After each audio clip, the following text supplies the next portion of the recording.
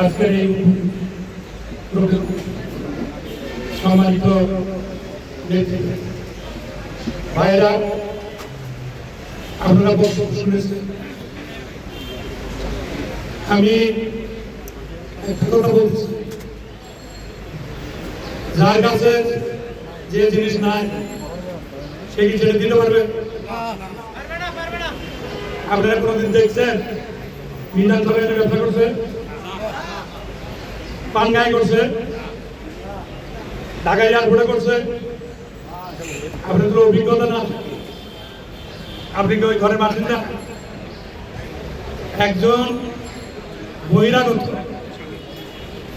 কর্মক্ষেত্রে অনুপস্থিত, তাকে যেভাবেই হোক গতবার আমরা দায়িত্ব দিচ্ছি,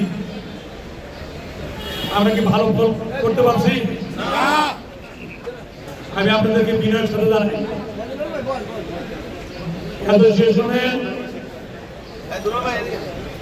অনেক কর্মকর্তা কর্মচারী আছে, কিন্তু সদস্যদের লক্ষ লক্ষ টাকা বকেয়া।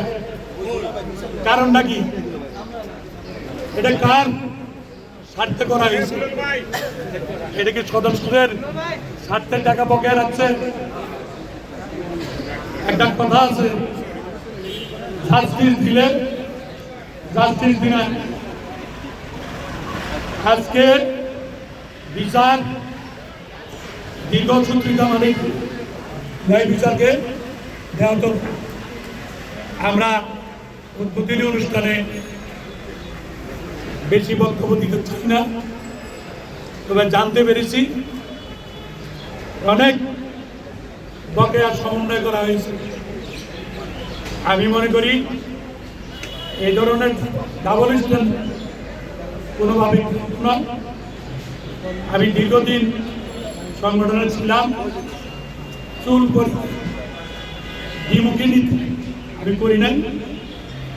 আপনারা জানেন আমার বয়স হয়েছে, শেষ নির্বাচন। আমি আপনাদের কাছে অনুরোধ করি,